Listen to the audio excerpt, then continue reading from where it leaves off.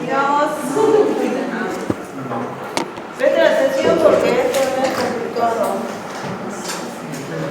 Si les parece complicado lo de hoy, lo que viene es más complicado todavía.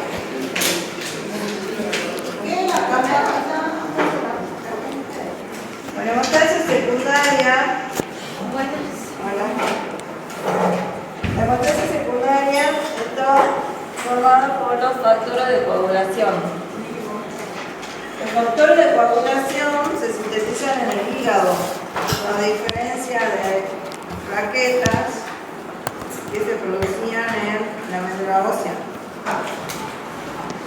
O sea que cuando yo tengo una patología hepática, como una hepatitis o una cirrosis o un hígado graso, donde el hígado está afectado en su funcionalidad, vamos a tener unos factores de coagulación disminuidos, ¿sí? Entonces los factores de coagulación me sirven como marcadores de hepatopatía. Así como el hepatograma, ¿sí? Si yo quiero saber el estado del hígado, puedo medir los factores de coagulación y saber en qué estado está el hígado.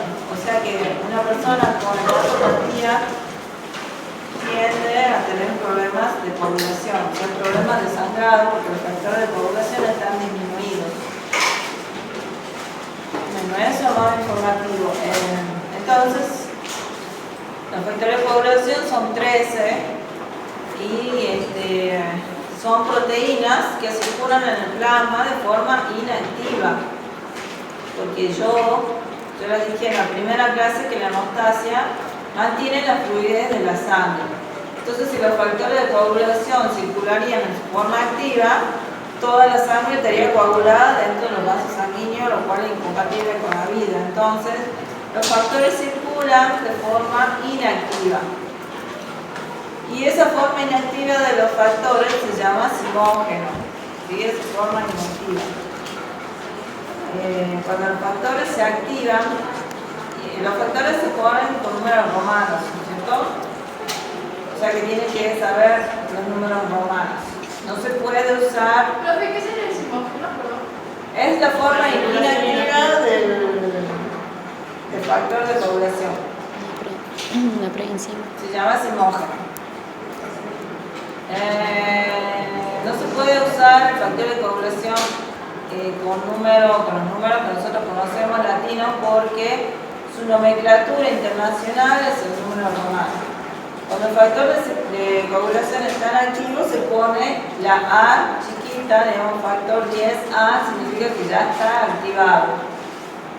Entonces, en su forma inactiva son simógenos. Y estos factores tienen actividad enzimática. O sea, ustedes saben lo que es una enzima, ¿no es cierto? Sí. Es una proteína que tiene cierta actividad sobre un sustrato. Los factores de coagulación se van activando unos a otros. O sea, un factor activa a otro, ese activa al siguiente y así. Se van activando y de forma que cada uno actúa como enzima sobre otro, que a su vez es el sustrato. Y ese a su vez se va a convertir en la enzima del próximo factor de coagulación. Así es una reacción en cascada, se llama. Todo esto se llama cascada de coagulación. Entonces, los factores son 13. Profe, ¿por qué de ahí salta del 5 al 7 o cuenta como 6? Porque creo que iba el calcio. ¿Cuánto falta? 5, 6, 5, 7. Del 5 pasa al 7. Porque el 6 creo que es el calcio. Sí, no. Dice 4. El calcio participa de la coagulación, pero no es de síntesis hepática. El calcio proviene de la dieta, se circula en plasma, pero no es un factor de coagulación como los otros. Pero sí o sí necesito el calcio para que la sangre coagule. Si yo no tengo calcio, la sangre no coagula. Entonces, volviendo al tema, qué necesito el calcio? No, esperen que no la perdí nada. En la cascada. Entonces, en la diapositiva 1, la 2, tenemos lo que le acabo de decir.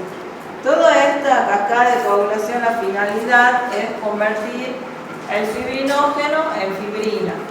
La fibrina es la molécula más importante porque es como una soga, ¿sí?, que tiene que envolver ese coágulo que se ha formado de forma primaria. ¿Cuál es el coágulo primario? El tapón plaquetario. Entonces, ese tapón plaquetario que se ha formado en la primera instancia es un coágulo lábil, digamos, ¿sí? No es un coágulo definitivo. El coágulo definitivo lo va a formar la fibrina. La fibrina es como una red, una cuerda, una soga que se va entrelazando y rodea todas esas plaquetas que han quedado en el tapón plaquetario, atrapa todas las plaquetas, todos los glóbulos rojos, todo lo que haya en la zona, y lo hace un coágulo sólido, un coágulo con cuerpo, un coágulo robusto, digamos. Mientras el coágulo sea más eficiente, más sólido, más rápido se va a declarar la hemorragia, ¿sí? Entonces, necesito sí o sí que se active la finalidad de todos estos factores y de toda la cascada de coagulación es que el fibrinógeno se convierta en fibrina. Entonces, esa es la última etapa. Bueno, los factores, ya les dije, son enzimas que se van activando unos a otros. En la diapositiva 3 tenemos que además de estos factores de coagulación, tenemos que estudiar los inhibidores y el sistema fibrinolítico. Los inhibidores son también proteínas del plasma de síntesis hepática que lo que hacen es limitar la magnitud del coágulo, digamos, solamente en la zona de lesión. ¿Sí? Porque no se puede solamente, una vez que la cascada se activa, esto se hace algo grande, digamos, ¿sí? Entonces los inhibidores lo que hacen es contener solo en la zona lesionada que se forma el coágulo. Si no, una vez que se activa la coagulación, esto ya se hace grande, se amplifica. Y se amplifica de una forma exagerada. Entonces necesito sí o sí los inhibidores que contienen en esa zona, en esa región, la coagulación. Yo les dije, para la toma de muestra, en el momento que la sangre sale del vaso, eso ya en milésimas de segundo se va coagulando. Por eso no necesitamos que ser rápido para cargar el tubo, para sacar la sangre, etc. Bien. Y el sistema fibrinolítico es el sistema que remueve el coágulo una vez que se ha formado.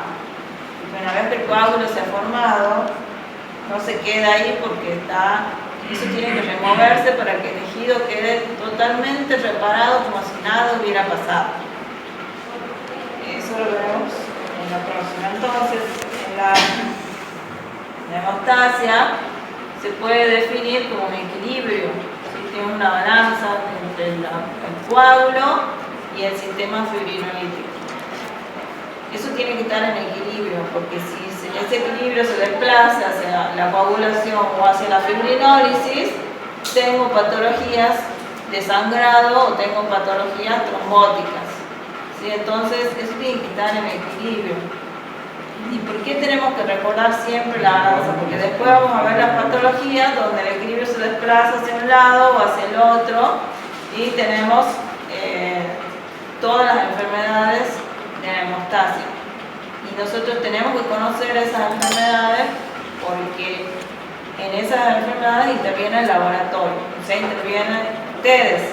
Y entonces ustedes tienen que comprender qué es lo que el médico le pide, cómo voy a tomar la muestra, cuándo voy a tomar la muestra, etc.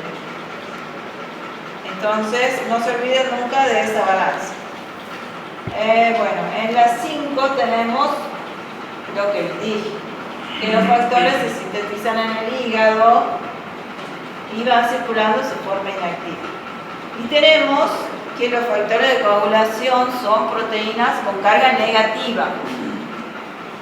Entonces, mientras más carga negativa tenga el factor, más eficiente va a ser para formar el coágulo. Entonces, además de la síntesis hepática y de la carga negativa que tiene, hay ciertos factores como el 2, el 5, el 2, el 7, el 9 y el 10 que pueden recibir una carga extra negativa en su molécula. O sea, ellos ya tienen una carga negativa, pero además pueden recibir una carga negativa extra. Y son solamente esos factores, 2, 7, 9 y 10. Y son factores, se llaman vitamina K dependientes. La vitamina K proviene de la dieta. Todo lo que sea hojas verdes, como la lechuga, la espinaca, acelga, brócoli, todo eso tiene vitamina K. Entonces, la vitamina K es buena, digamos, ¿sí? Es buena para nuestra coagulación. Entonces, se absorbe la vitamina K, igual que todos los nutrientes en el intestino, va al hígado y esa vitamina K le entrega a su factor de coagulación una carga negativa extra, que sería que esa carga solo la puedan recibir esos factores que les dije, esos 4. Entonces, al tener más carga negativa son más eficientes, porque en este asunto de la coagulación va a intervenir, es puramente químico, o sea que necesito cargas negativas, cargas positivas y cargas negativas para que el coágulo, para que los factores se queden en la zona de lesión. Yo les dije que cuando la célula se rompía, digamos, cuando había una lesión, la sangre sigue corriendo, ¿sí? La sangre nunca se detiene. Porque si la sangre se detiene, el resto del tejido se queda sin oxígeno, entonces la sangre no puede detenerse, continúa. Y como es un líquido, todos los factores circulan en una dirección, o sea, son arrastrados.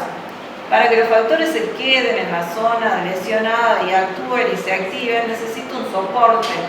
Ese soporte lo brindan las membranas de las plaquetas que están en la zona, que son fosfolípidos cargados negativamente. Entonces yo les dije que necesito para que se forme el coágulo definitivo 3 cosas importantes: los factores, los fosfolípidos y calcio. Entonces yo tengo factores cargados negativamente, calcio con carga positiva, el calcio más 2, y factores negativos, calcio positivos y fosfolípidos negativos. Entonces se hace como un sándwich donde el calcio, que es positivo, queda enlazando a los factores y al fosfolípido. El fosfolípido sería como el piso, el soporte donde se va a comenzar a activar los factores. ¿Sí? Los factores quedan atrapados ahí y entonces comienzan. Así dijo para la formación del coágulo. ¿El qué? No te escucho.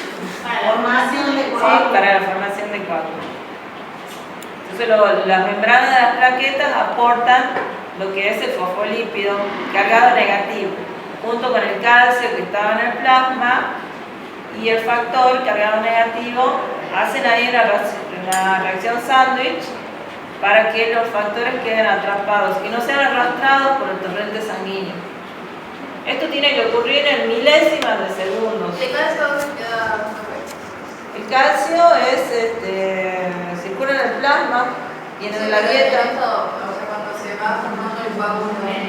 queda en el medio, digamos, es como un sándwich entre los fosfolípidos, calcio y factor. Ahí hay una grafiquita por ahí que está. En la 8, 9, 10. En la 16.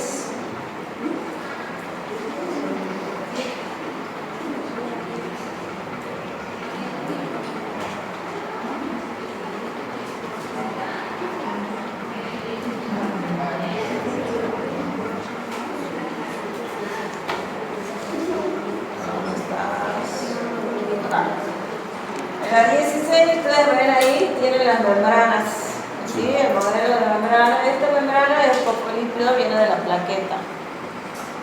Y ahí tienen el calcio que dice calcio más 2, que está positivo.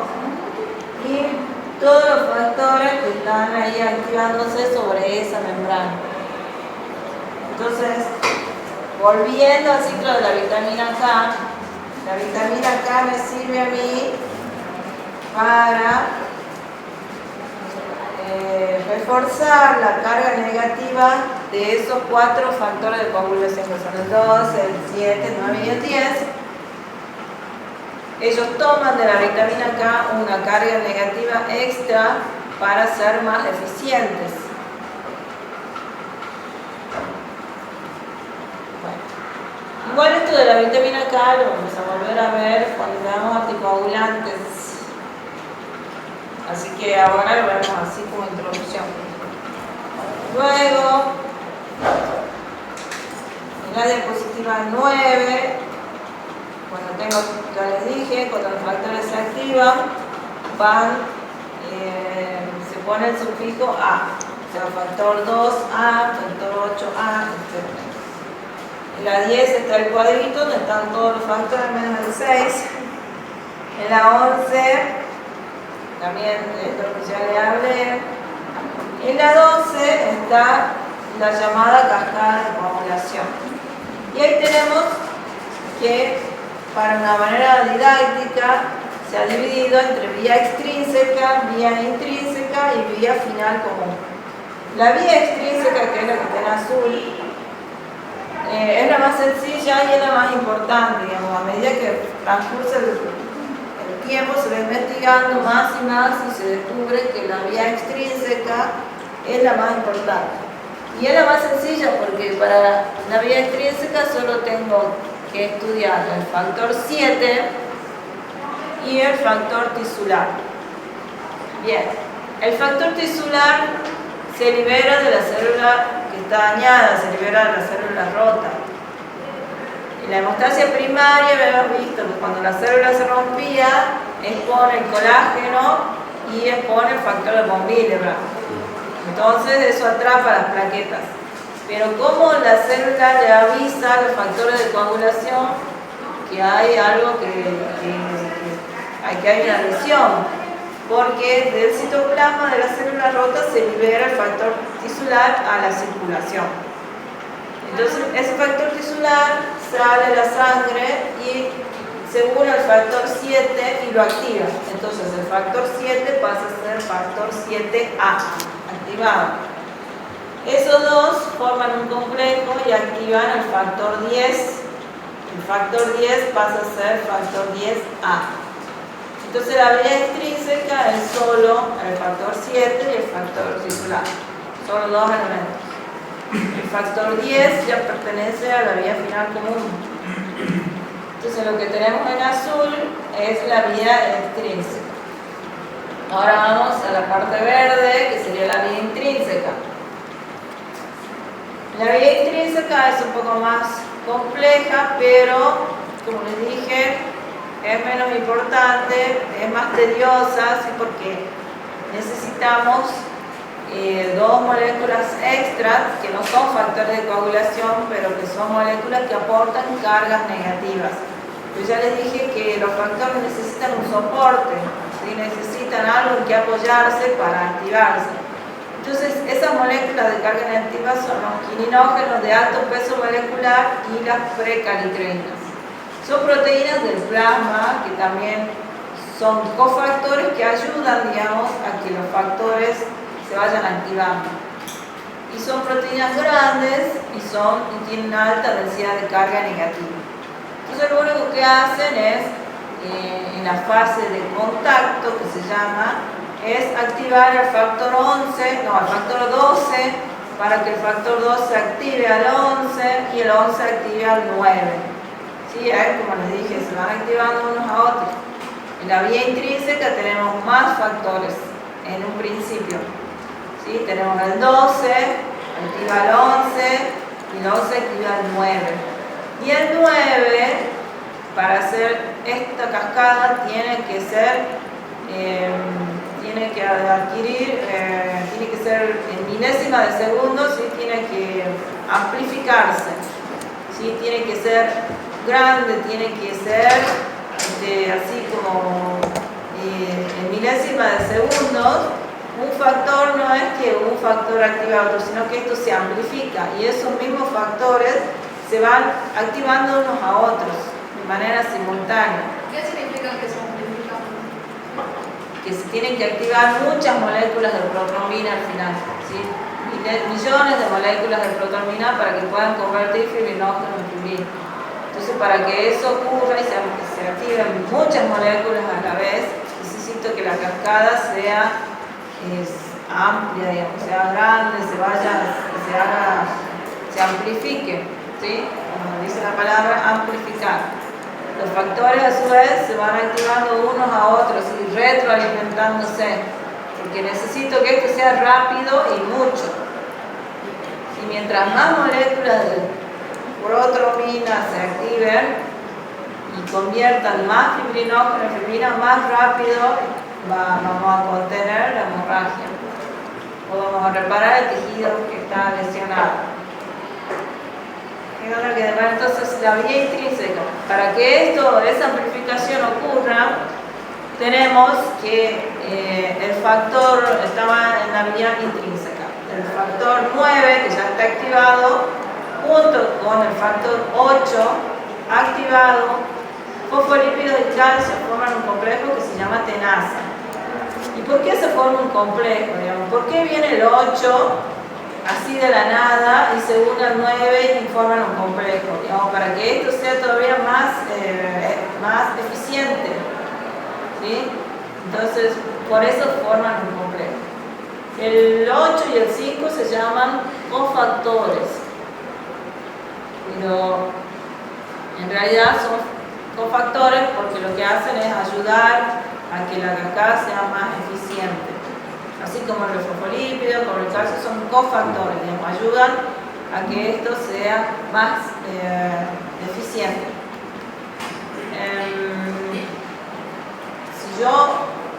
Pero no son menos importantes por ser cofactores, porque si yo tengo una deficiencia del factor 8, tengo una patología que se llama hemofilia y es una enfermedad bastante complicada, ¿sí? Donde hay síndrome, donde hay hemorragias espontáneas solo por tener el déficit de un factor. O sea, cualquier factor de estos que falte, ¿sí? El sistema se hace ineficiente. Entonces va a haber sangrados. El sangrado espontáneo es algo que, digamos, con el tiempo me trae muchas complicaciones. Entonces, todos estos factores tienen que estar sí o sí para que esto funcione de manera óptima. Entonces, el 9 activado, fosfolípido, calcio y 8 activados forman el complejo tenasa. Ese complejo tenasa activa al 10, que pasa a ser 10 activado. Ya estoy hablando de la vía final común, o sea, lo que está en naranja ahí. El 10 activado con fosfolípidos, calcio y el 5 activado forman el complejo protrominasa. O sea que tenemos dos complejos que se forman. Y ahora, ese complejo protrominasa... ¿Cómo era el complejo tenasa? El complejo tenasa es el 8 activado, el 9 activado, fosfolípido y calcio. Y el protrominasa es el 10 activado, fosfolípido, calcio y el 5 activado. Y ese complejo protrominasa activa a la protrombina a trombina. Y la trombina es la molécula estrella, digamos, es la más importante porque es la que hace el último trabajo, que sería convertir al fibrinógeno en fibrina. El fibrinógeno se mide en el laboratorio. Todos estos factores se miden en el laboratorio. ¿Sí? Si yo quiero saber a qué nivel está fallando el sistema. Y el fibrinógeno también se mide. Y el fibrinógeno es muy importante cuando hay reacciones de sangrado inexplicables, digamos, ¿sí? Entonces hay que medir sí o sí, se puede medir el fibrinógeno. El fibrinógeno es esa molécula elástica que lo lo que hace es formar esa red que engloba todo el coágulo y lo hace sólido, y lo hace robusto, y lo hace ahí definitivo e irreversible, ¿sí? Entonces, y ahí tenemos el último factor, que sería el factor 13, que convierte la fibrina soluble en insoluble, o sea, ya la convierte en una fibrina que está sólida. Cuando ocurre ese último paso, ese coágulo ya queda ahí totalmente, contiene la hemorragia. Bueno, yo sé que esto le parece complicado, pero esto lo vamos a ir viendo una y otra vez, porque esto es la base para comprender todas las pruebas de laboratorio que vamos a estudiar, todas las patologías que vamos a estudiar. Bueno, en la diapositiva 13 tenemos ahí cómo se forman esos complejos tenaza, protrombinasa. En la 14 los cofactores, que yo ya les dije. En la 16 tenemos muchos modelos de cascada de coagulación que yo les puse para que ustedes elijan, igual al final también hay 3 más, elijan cuál es el que les resulta más didáctico para su entender. Bueno, en la 16, la 17 tenemos el fibrinógeno. Como les dije, el fibrinógeno es como una molécula elástica que lo que hace es va uniéndose, trenzando, formando una red que engloba todo el cuadro. ¿Cuál es el fibrinógeno? También lo tenemos que volver a estudiar. Y en la 21 me salto la 19 y la 20 porque es fibrinógeno, que lo vamos a ver. Y en la 21 tenemos lo que les dije: vía intrínseca, vía extrínseca, y en el texto está explicado cómo se van activando unos a otros, que es lo que les dije. Y tienen la intrínseca y la extrínseca. Y en la 28 tenemos el resumen: 28, 29 y 30. Tienen todos los modelos de cascada que quieran elegir para poder comprender esto de las cascadas de coagulación.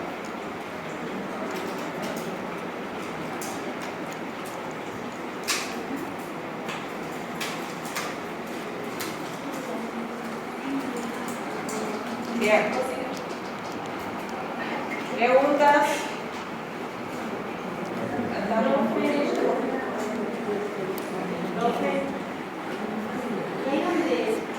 Cuando dice la vía, yo la vía intrínseca y la extrínseca. ¿Funcionan pero directo la otra? ¿Funcionan las dos porque llegan? Funcionan todo a la misma vez. Las dos se activan en el mismo momento. Después de, o sea, donde se vuelven a juntar sería ahí en la parte de la vía común. Sí. A partir del factor 10 activado, ya todo es vía final común. Pero sí, todo esto tiene que tener en cuenta que ocurren las dos al mismo tiempo. Las dos vías. Sí. Y si, por ejemplo, parte el factor de una vía y la otra está completa, La otra completa, sí, pero igual no llega a ser. Igual el sistema está deficiente. Si tenés la otra que te va a analizar el soporte, digamos, pero igual va a haber problemas más rápidos. O sea, para que haya el coágulo, todo tiene que ser todos los factores que corresponden, el tiempo que corresponde y todo. Sí, todo, digamos, limpio, espacio, con factores de yo tengo falta un factor de la vía, bueno, tengo la otra que funciona bien, igual un factor de trombinasa, pero cuando se manifiestan esos problemas de hemorragia, cuando yo me voy a hacer una extracción dentaria, cuando voy al parto, cuando voy a la cesárea, cuando voy a una cirugía, cuando tengo un traumatismo, cuando no cicatriza. cuando, claro, tengo un traumatismo y no se cicatriza, o cicatriza y vuelve a sangrar. ¿Sí? Porque una cosa es, a veces parece que se cicatriza, pero vuelve a a sangrar. Y, por ejemplo, bueno, ya me olvidé. Sí, bueno, sí, cuando me cepillo los dientes, ¿sí? Yo la encía es algo sensible y ahí puede haber sangrado más de lo normal. Generalmente las personas normales podemos cepillarnos los dientes y a veces, si es muy enérgico, nos lastimamos, pero eso se cierra en el momento. Y en algunas personas esa hemorragia continúa. O a veces cuando hay problemas de calor y hay sangrado de nariz, ¿sí? Sí. Bueno, o sea, si me falta un factor de coagulación, esas personas van a tener riesgo de hemorragias en esta situación, ¿sí? Cuando hay traumatismo, cirugía, parto, etc. ¿Y en este caso qué hacen? ¿Le introducen los factores que les falta o cómo? Sí, hay tratamientos, depende de la patología, donde se pone fibrinógeno, se pone factor 8. No, heparina es un anticoagulante. Eso no, pero, es. ¿y con esas inyecciones qué tienen, profe? Porque yo tenía una compañera que es... Bueno, heparina. Sí. Bueno, la heparina es un anticoagulante que ya no estamos yendo para el otro lado, digamos. Para la vía Para la trombosis. Para que no sea... La heparina es lo que hace evitar que se forme el colo. Sí, lo vamos a ver también en el síndrome de fosfolipídico. Profe, y esta reacción en cadena que usted se refería hace rato, ya será esto, ¿no? Lo de la cascada. Claro, toda la vía intrínseca, extrínseca y el respirar común es lo que se llama cascada. Todo eso. Bien, ahora tengo un problema de mientras que viene. Yo viajo, así que necesito que me digan cuándo tienen libre para poder hacer la clase.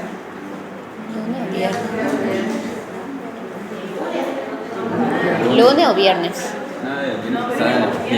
Esos 2 días no tenemos nada. Hasta el momento.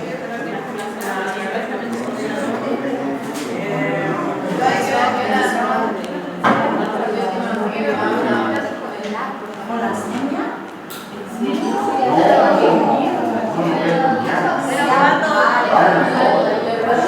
¿Lunes o viernes? No sé, los lunes tenemos gabinete, pero todavía no nos han dicho nada. ¿Cómo tenemos la profe? Es una hora nada más. Viernes, entonces, o no. El lunes. Lunes. El lunes 17 sería. ¿Una de las 7? ¿A qué sería? 7:30. Sí, Sí, lunes. el lunes. Y ya le preguntaron a la Sería el lunes 19, 17.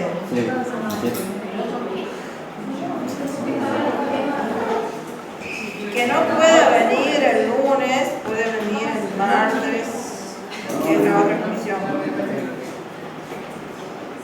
Sí. O sea, yo el lunes 17 estaría con el cielo. Pueden venir el lunes, pueden venir el martes con la otra comisión. Las dudas. Si no, es una El martes tenemos 2. tenemos largo de las 7:20 hasta las 10:30. Entonces el lunes. El lunes. Bueno. Sí, ya pues. La hoja.